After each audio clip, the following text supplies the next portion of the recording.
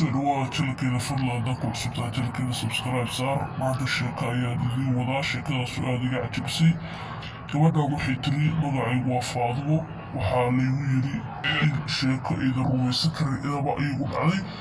aniga waxaa laygu yiri waxaad leedahay qalbi dhagax ah oo aan ilaa iyo maanta aan rumaysan karin runta dib loo laabtan 20 sano ka hor aniga gabar ayaa maalin been ku ciyaaraynay shimbirahana waa dadaawanaynay annagoo jawigaa deganasada jirna ayaa waxaa dhacday in si kadisa arrin laydo laakiin aniga caadiyan maalintii 4 caawadood oo biyo ayaa cabi jiray yaan anoo gaariga aabbahay saaran ayaa waxaa galnay shil kadis ah shilkii goortii aan galnay waxaa dhacay in arrin la yaab leh igu dhacdo aan rumaysan waayo waxaa dhacday in isbitaalka lagula ordo goortii aan isbitaalka ka soo laabtay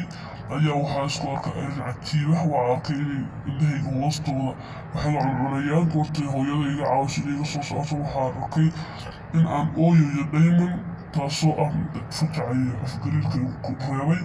goortii aan dhakhaatiirta weydiinay sababta keentay in aan arrintaas ka dambaysa ama keentay arrintaas waxaa lahay maadooyin gaarigu soo daayo ayaa keeni karta goortii gaariyaasha isku dhacaan ay baabuurto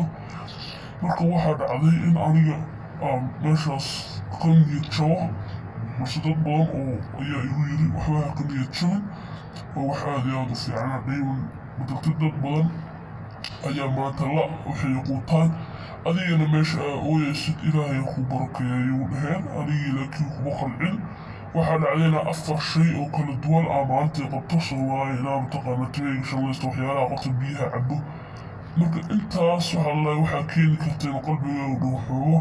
taasoo igu noqotay fariir waxaa lagu dhaha wuxuu kasoo qacaya meesha ilmaha fariisata toos ugu ximoonaya indhaha saas ayayna kaaga soo baxayaan marka cilada keenta waa taas aniga iyo indhaha ayaa xanuunaya waa ooyayaa kadibna waxaan soo ilmeynayaa daymon badan taasoo la dhahay jirkaaga weligaa ka dhammaan meesha inta ku warta waxay ka buugsameen calooshaada iyo meel kasta iyo beerkaaga iyo sambabkaaga iyo ka buugsameen ayaa lagu yiri marka waxaa isdhahay adoo dhan markaan daymon baa tahay haddii intaas markaaga buuxaan laakiin alxamdulilaah waa niyadjabkii wadnaa waa iska daayay waxaa la qabsadaa dar waxay xaruujineen maaha ilaa iyo maanta laakiin waxaan leeyahay hobby oo mataqaanaa aan hiigsanayo marka qof walba waxaan kula talinayaa inuusan riyadiisa dhigin wax walboo dhaca uu riyadiis ka faa'iidaysto sidaas wey ku cusubtahay subscribe dheh muuqaalkana like saar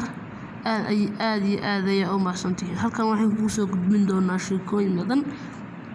sheekooyin kala duwan oo la yaab leh waxaan ku dhiirigelin doonaa dadka qaar oo isleh ma gaari kartaan hoobkiina ama riyadiina aad iyo aad ayaa u mahadsantihiin fadlan subscribe saar